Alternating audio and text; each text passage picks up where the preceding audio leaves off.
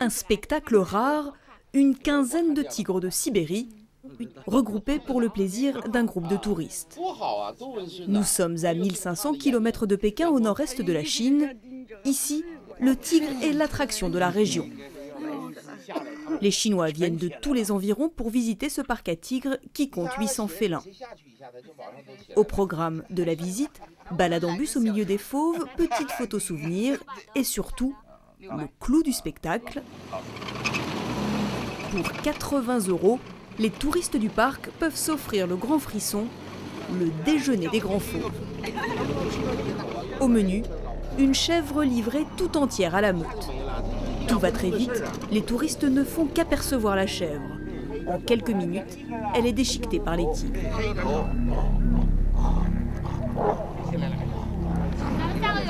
Vous pourrez leur donner à manger tout à l'heure.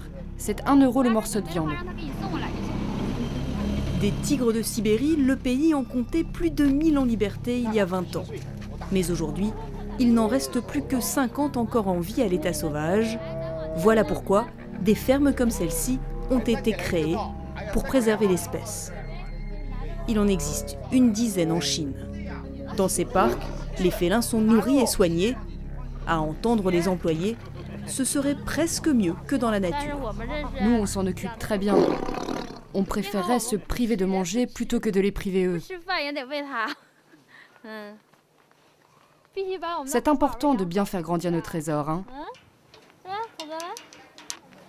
En Chine, le tigre serait donc un animal protégé et ces parcs ne serviraient qu'à garantir la survie de l'espèce. Mais la réalité est bien moins idyllique. Parc d'Itan à Pékin, les Chinois font la fête. Et 2010 est justement l'année du tigre. Une bonne année en perspective, le tigre ici est un porte-bonheur. En Chine, le tigre est le roi des animaux, le plus fort, le plus vénéré. Une croyance que l'on retrouve jusque dans la médecine chinoise. Le tigre aurait des vertus extraordinaires pour la santé. Nous sommes dans la plus grande pharmacie traditionnelle de Pékin. Ici, on vend beaucoup de médicaments étranges. Hippocampe, bois de cerf, lézards séchés. Pendant longtemps, on a aussi vendu des produits à base de tigre. Des yeux par exemple, qui seraient un excellent remède contre l'épilepsie, ou des pénis, destinés à augmenter la virilité. Mais surtout, des os. Macérés dans l'alcool, ils guériraient les rhumatismes et prolongeraient la vie selon les Chinois. Mais toutes ces potions magiques à base de tigre, Monsieur Sun le pharmacien n'a plus le droit d'en vendre. Ça fait 15 ou 20 ans qu'on nous rappelle qu'il faut protéger ces animaux et que donc c'est interdit de les utiliser pour en faire des médicaments. Interdit depuis une loi passée en 1993. Pour protéger les tigres en voie de disparition, la Chine a décidé d'en interdire le commerce. Ceux qui s'y risqueraient sont passibles de fortes amendes et même de prison à vie. Pourtant, rien de plus facile que de se procurer des produits à base de tigre. Il suffit de quelques clics sur l'internet chinois. Ce site, par exemple, propose de l'alcool à base de tigre. Après un contact par téléphone, nous avons rendez-vous dans la lointaine banlieue de Pékin. La boutique n'a pas pignon sur rue, elle se trouve au 4e étage d'un bâtiment miteux. La rencontre est filmée en caméra cachée. Oui, on a de l'alcool de type de 3 ans. Dans ces cartons, des dizaines de bouteilles d'alcool. Et pour les prix, c'est comme le whisky, plus c'est vieux et plus ça coûte cher. De 80 € le flacon de 3 ans d'âge jusqu'à 130 € pour une cuvée vieille de 8 ans. Nous cherchons à savoir d'où vient la matière première, le tigre. Et l'alcool de tigre, là, c'est bien celui qui vient de Guilin, c'est ça? Oui, la ferme de Xiongcheng. La ferme de Xiongcheng, c'est un élevage de tigres très connu en Chine. La vendeuse nous remet même un DVD promotionnel qui présente ce parc situé à Guilin, dans le sud de la Chine. On peut y voir des centaines de tigres en semi-liberté dans un cadre enchanteur. Cette ferme, avec ses 1500 tigres, est la plus grosse du pays. Elle est présentée comme un paradis animalier où les animaux n'auraient qu'à suivre leur instinct. Mais curieusement, Le commentaire mentionne que le parc a un gros problème. Ici, les tigres se multiplient tellement vite qu'il n'y a plus de quoi les nourrir. La solution qu'a trouvée la ferme est surprenante. Elle vend de l'alcool confectionné à partir des os des animaux morts. Une activité parfaitement illégale, et pourtant, le DVD fait la promotion de sa distillerie. La caméra se promène dans le laboratoire de contrôle qualité et montre une capacité de production de 50 000 litres annuels. Tout y est, jusqu'à l'emballage et l'expédition du précieux breuvage. Le commerce du tigre est bien interdit en Chine, mais étrangement, les autorités ne semblent pas très actives sur le sujet. Alors, comment fonctionne ce business illégal mais parfaitement assumé? Nous décidons d'aller faire notre petite enquête sur place.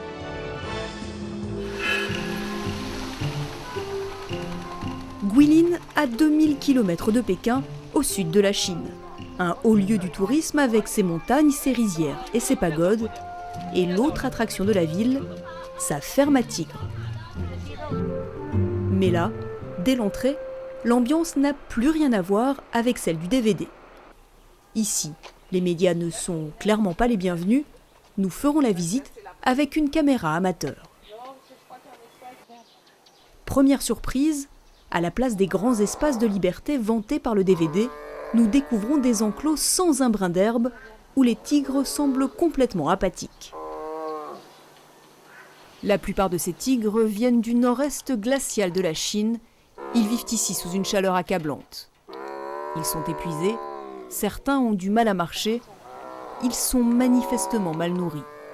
Il faut dire qu'un tigre a besoin de 20 kg de viande par jour. Jusqu'ici, le DVD de promotion disait vrai, il y aurait trop de tigres à nourrir.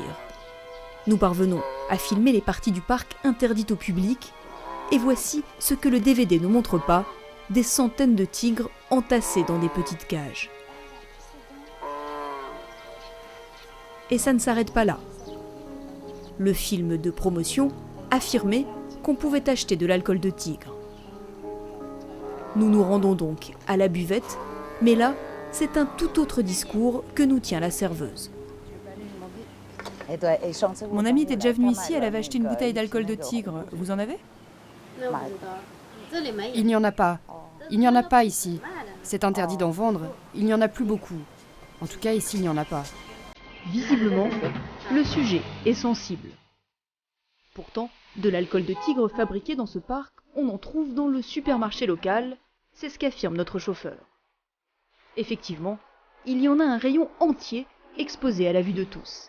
La vendeuse nous en garantit même l'authenticité. Comment c'est fabriqué? Vous connaissez le parc de tigres et d'ours de Guilin? C'est fait là-bas, à partir des os des tigres. Mais comment on peut être sûr que c'est du vrai? Vous savez, ce genre de supermarchés sont très surveillés et tous leurs produits sont inspectés de près. Alors, pour ce genre de produit, c'est encore plus strict. C'est impossible que ce soit du faux. Officiellement, vendre des produits à base de tigres est illégal, mais visiblement ici, les autorités préfèrent fermer les yeux sur ce trafic. À 110 € la bouteille, une fortune en Chine, l'alcool de tigre est un marché juteux. Et le tigre ne se vend pas seulement sous forme de liqueur. On le trouve aussi en steak ou en ragoût. Direction le restaurant voisin, ici d'après nos informateurs, le tigre serait au menu. Vous servez de la viande de tigre ici? Ah, pour la viande de tigre, on va faire comme ça. Vous entrez dans le restaurant, je vous donne autre chose à manger maintenant, et je passe quelques coups de fil pour savoir si je peux en réserver. Si ça marche, vous en aurez ce soir. Nous attendons la réponse à l'intérieur du restaurant, mais curieusement, notre serveur a changé d'avis. Il a reconnu en nous des journalistes occidentaux. On n'est qu'un petit restaurant, nous, on vend des crevettes et des poissons. On n'a pas de contact avec les gens riches qui mangent du tigre. On n'a pas ce genre de clients. Oui, je comprends bien. Mais dans les grands restaurants autour d'ici, il y en a? Oh, pour les autres, je sais pas, hein, mais de toute façon, nous, on sert pas les journalistes. Notre enquête doit s'arrêter ici. Le restaurateur nous prie de partir. Mais désormais, nous savons qu'on peut manger du tigre en Chine sur commande. Pékin, bureau de l'AIFO. une ONG qui lutte contre le trafic d'animaux sauvages. Lisa Hua en est la directrice en Chine. Elle a mené plusieurs enquêtes dans les parcs à tigres du pays. Selon elle, plus de 6000 tigres y seraient enfermés.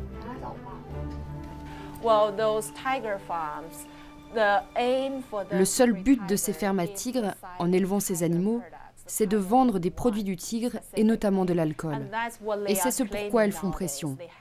Elles ont leur propre ligne de production, leur propre distillerie, leur propre réseau de distribution et de magasins.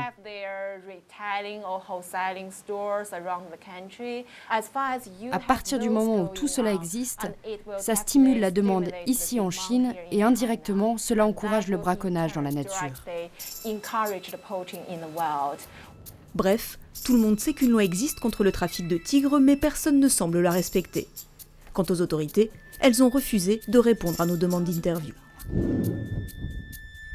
Dans certaines régions reculées, l'exploitation du tigre est même clairement assumée. C'est le cas dans le nord du pays. Dans la ferme que nous avons filmée au début de ce reportage, une boutique attend les visiteurs à la fin du parcours. Et les produits exposés offrent un spectacle carrément hallucinant.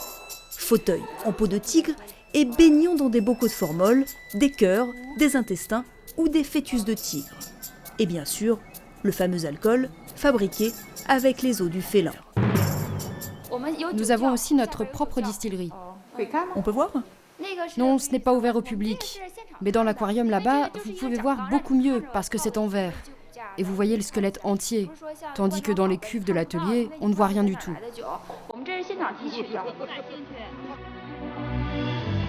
Dans le tigre, rien ne se perd.